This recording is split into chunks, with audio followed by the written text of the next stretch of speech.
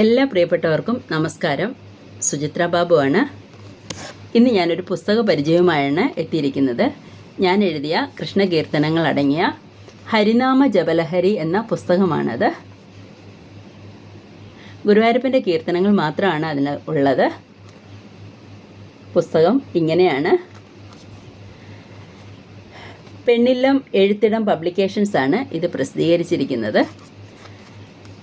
2025 October മാസത്തിൽ കുടുംബപരമായ ഒരു ചടങ്ങുമായി ബന്ധപ്പെട്ട് എനിക്ക് ഗുരുവായൂർ അമ്പലത്തിൽ പോകേണ്ടി വന്നു.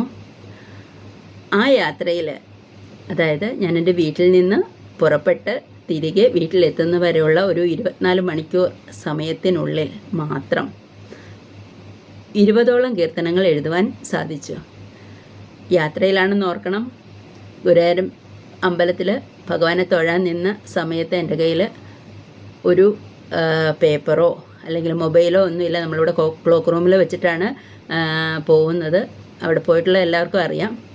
പക്ഷേ എന്നിട്ടും എൻ്റെ കയ്യിൽ അമ്മ കാണിക്കയിടാനായിട്ട് പൊതിഞ്ഞു തന്ന പേപ്പറിൽ ഉൾപ്പെടെ ഞാൻ എഴുതിയ കീർത്തനങ്ങളാണത്.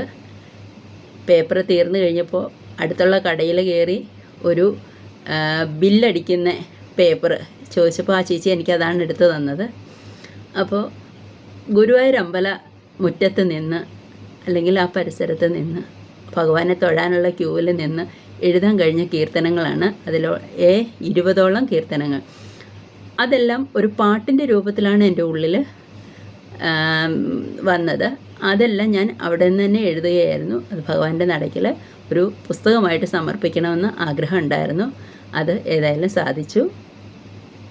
ഈ പുസ്തകം 2025 നവംബർ 11 ഷാർജ അന്താരാഷ്ട്ര പുസ്തകമേളയിലെ ഷാർജ ഇൻ്റർനാഷണൽ ബുക്ക് ഫെസ്റ്റിലെ ഏറ്റവും വലിയ വേദിയായ ഇൻ്റലക്ച്വൽ ഹാളിൽ വെച്ചാണ് പ്രകാശനം ചെയ്യാൻ സാധിച്ചത്.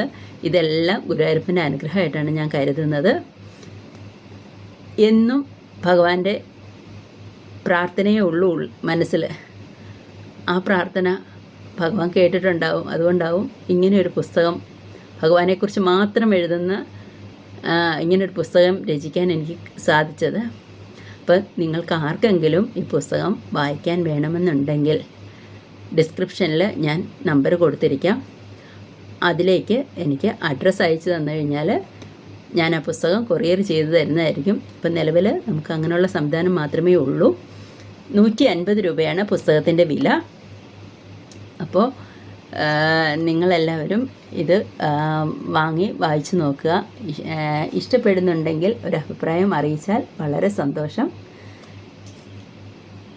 ഉണ്ണികൃഷ്ണനെക്കുറിച്ച് ഓർക്കാൻ ആർക്കാണ് ഇഷ്ടമില്ലാത്തത്? എന്നും എപ്പോഴും ഭഗവാന്റെ അനുഗ്രഹം എല്ലാവർക്കും ഉണ്ടാകട്ടെ. എല്ലാം നന്മകളായിട്ട് ഭവിക്കട്ടെ എന്നാണ് ആഗ്രഹം.